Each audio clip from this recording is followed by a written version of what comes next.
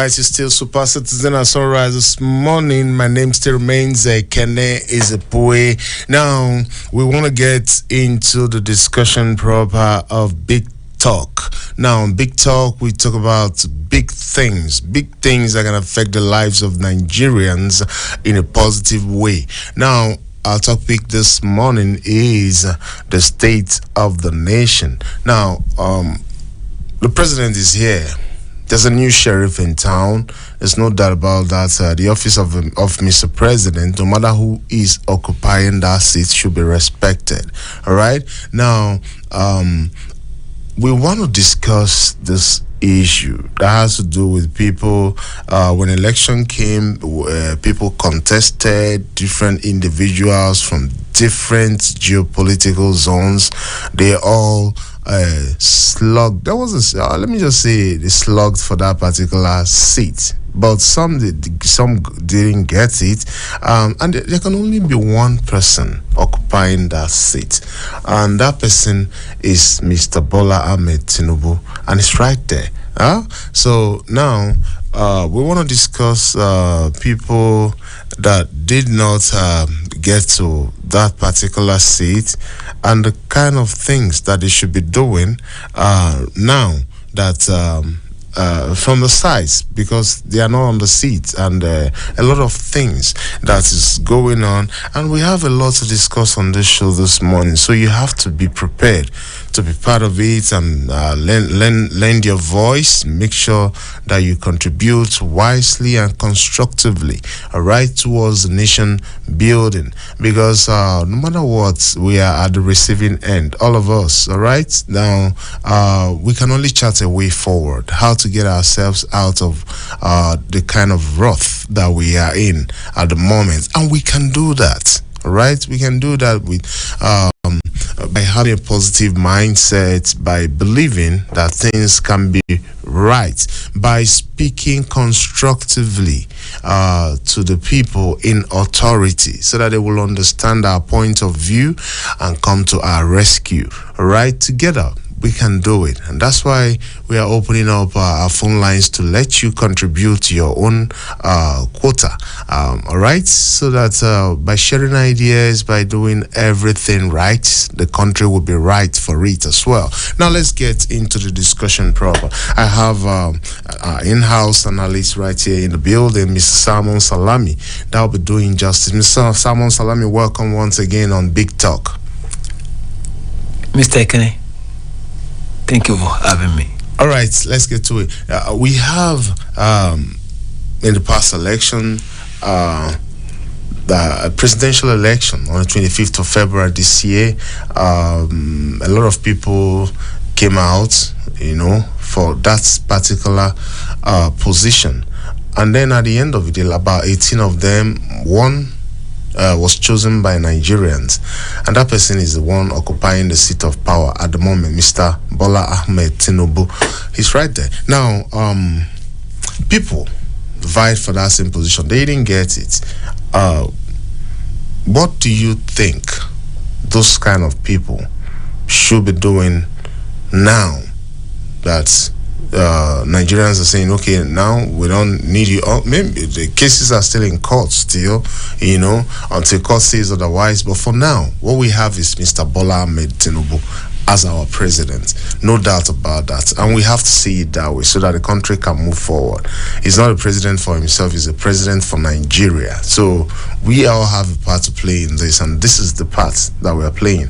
Now, those ones that vied for that position, what do you think they should be doing at this time that the country is somehow witnessing some kind of challenges for subsidy removal and price hike in so many commodities, and the hardship is here staring us in the face? What kind of thing will you be telling those people that vied for the same position to get a slot in the presidential seat? What do you think they should be doing at a time like this? Thank you very, very much for coming up with this topic. Let us get some few things straight from the outset. The first one is, why am I in politics? The second one is, if I do not win the election, what happens? And perhaps the third one is, the person who wins eventually, what should he be doing? And what should I too be doing? One, politics the world over, especially in civilized world, is just a means to rendering selfless service to the people. It's like a vehicle. They are boarding the vehicle because they want to render selfless service. And if the ultimate is to render selfless service to the people, it is the people and not you that will determine whether, yes, you have offered to render selfless service. We have accepted your offer. And of course, they have the right to say no. Come another day. That is one. But it is clear that politics is not necessarily a means to rendering selfless service in this part of the world. From what we have seen, quite some politicians, and many of them, they see politics as the easiest way to making money. They are in it, not necessarily to serve the people, but to amass wealth, self-aggrandizement. And that is not the way to go. That is not what politics is all about. And there were so many presidential aspirants.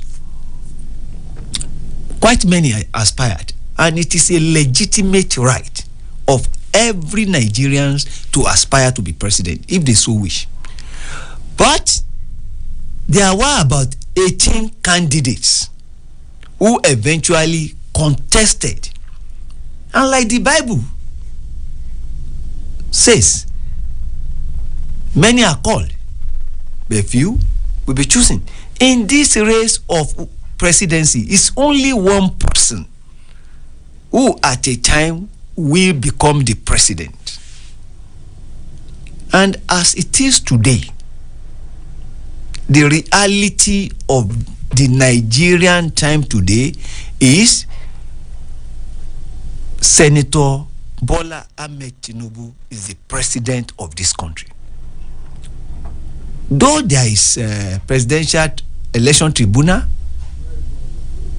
still sitting, and in actual fact has reserved judgment, but as we speak today, Asiwaju Bola Ahmed Tinubu is the president of this country.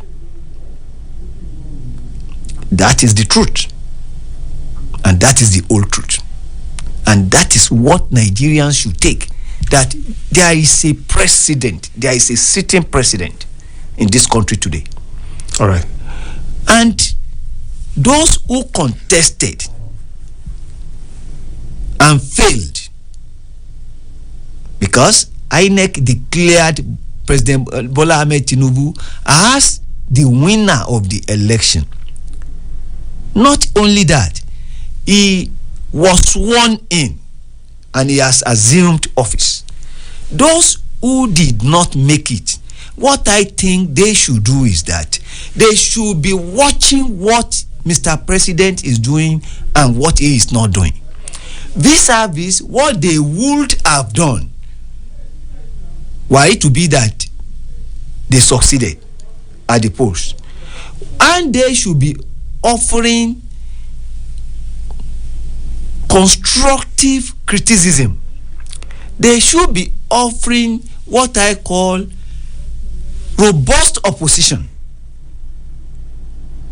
Look at Baba Awolowo when Awolowo was the leader of opposition. He will study what the government of the day was doing, and he will criticize the government constructively and now offers alternative ways of doing it. And at a stage, people now saw reason that this man had a firm grasp of what is on ground. That was why, even though he did not become president, he was loved and his legacy persists. This was why Nnamdi Azikiwe, even though did not become president except ceremonial one, this was up to today. It's still being talked about. Why? They saw public office as public trust. They were genuinely interested in the people, and they were in politics to serve and not to be served. The same thing with the Sardauna of Sokoto, Sir Ahmadu Bello. They were consummate patriots whose sole interest in trying to become public office holder just to serve. And of course they did serve. And that is why up to today, years and decades after they had gone, we still remember them. I want to plead with those who did not make it that there is another day. There is another chance. When there is life, there is hope. And after 4 years, we have the opportunity to either renew the tenancy of the incumbent president or ask him to leave, depending on his performance as adjudged by Nigerians. The seat is not a permanent resident of anybody. Presidential villa, you occupy the presidential villa at a stipulated space of time. You have 4 years. And it is at the instance of the people. The people, they reserve the right. Sovereignty resides in the people. The people determine who becomes the president at any given time. And those who did not make it, I won't say failed hopes. It is not failed hope, because losing election is not failure. In actual fact, I would rather say that in victory, people should be humble, and in defeat, people should be sports-like. That is my take on this. I want to believe that it is because there is Nigeria. There is a country called Nigeria. That is why we are here pleading and talking now. And let us preserve the unity of this country. Let us criticize the government constructively, simply because we want a change, a good change, and where the government is doing well. Don't let us hesitate to say kudos. Okay. Well done. All right, now we want to look at it. The reason why I asked that question is Nigerian presidency, or in some parts of the world, is winner takes it all. You know, when you win, you take it all. You know, now I asked this question because when the people that lost the election that are now in the opposition are talking, is it maybe because of the reality on ground that Nigeria is facing harsh economic environment, or maybe because they just want to, you know, tarnish the image of the current administration and make them look as if they are not doing something? How will you, you know, what are you going to say about this? Well, it is what we have been seeing and what we have been hearing is a mixed bag. There has been some constructive criticism from some quarters. And in quite so many quarters, we have seen that what they are saying is as a result of dashed hopes. And that is not good enough for this country. The point I am making, which I believe every right-thinking Nigeria should take home, is that yes, when there is the need to criticize the government, do not be hypocritical about it. Please criticize the government, but do it constructively. And use temperate language. Do not have a penchant for intemperate language, because uncivil language is not the way to go. We must respect the office. Okay. Now, what do you think should be the role of the opposition in this reality that Nigerians are facing now in the area of fuel subsidy removal and the hardship that confronts us? Well, I think that the opposition should come up with what they consider as the realistic alternative or solution. We should be more interested in what are the ways we can do this. There are so many ways of doing things. They could just, and of course, I want the government to be a listening government, because nobody knows it all. And one of the things that Labour said was that there must be a very well thought out way of handling this subsidy. And of course, something positive came out of it. The president said that by December, the refinery, that Port Harcourt refinery, or one of the refineries, will come to life.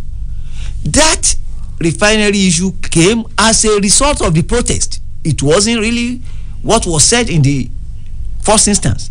That's what I'm saying, that constructive criticism can bring about good solution, and we may be able at the end of the day to find a genuine, lasting and actionable solution to our problem if the criticism is constructive and if it is channeled through the right channel.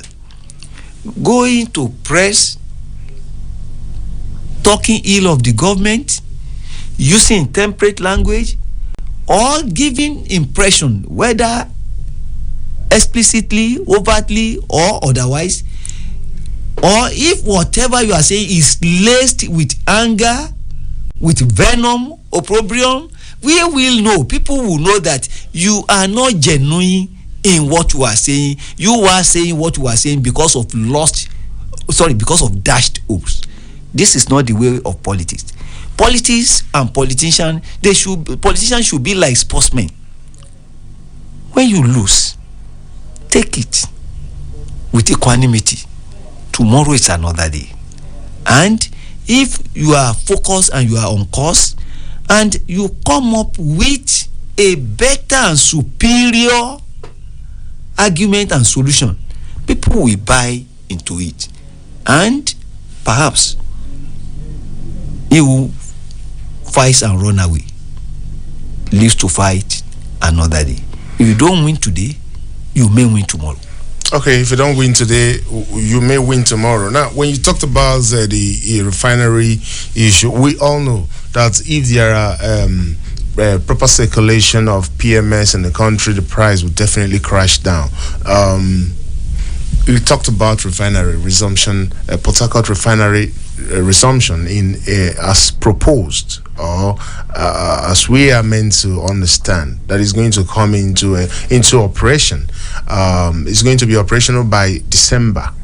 Now, Dangote's refinery too, this month, August, is the stipulated time for the refinery to kickstart operations. Now, when you look at all these developments, do you feel that there's a light at the end of the tunnel for all these PMAs and all